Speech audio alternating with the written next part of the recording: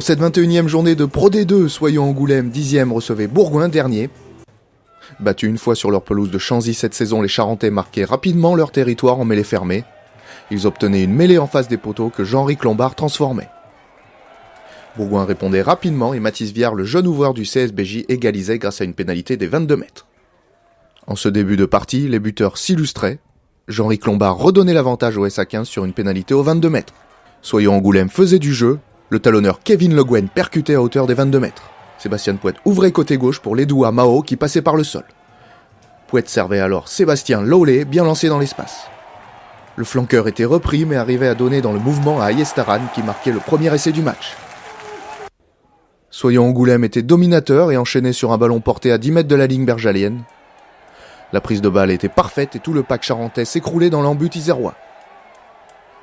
Après cet effort collectif, c'est le pilier Léo Alavatao qui marque le deuxième essai.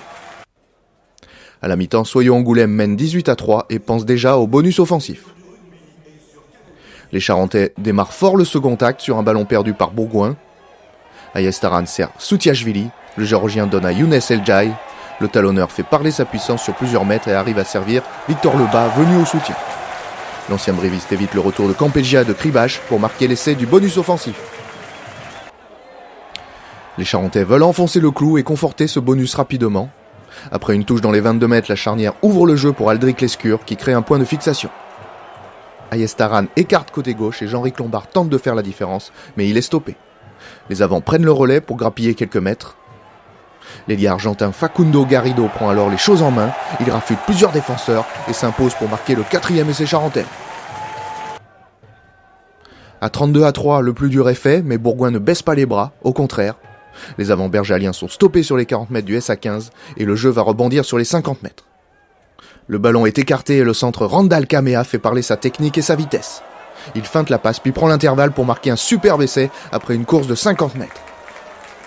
Un essai qui enlève le bonus aux Angoumoisins.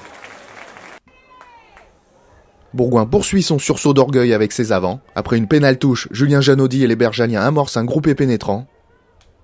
Après plusieurs charges de ses coéquipiers, c'est Janaudy qui marque en force le deuxième essai du CSBJ. Quelques minutes après, Baptiste Gabriel va écoper d'un carton jaune pour un plaquage haut sur Sébastien Pouet. Il est averti pour 10 minutes. Malgré cette infériorité numérique, les Ciel et Grenat continuent de dominer copieusement cette deuxième mi-temps. Sur un nouveau groupé pénétrant, Janaudy et les Bergaliens vont mettre les trois quarts dans une bonne position. Nicolas Faure écarte pour Sébastien Bouillot. L'ouvreur trouve encore ce diable de Randall Kamea. Le centre fidjien s'arrache et marque son deuxième essai personnel. C'est le troisième essai de Bourgoin.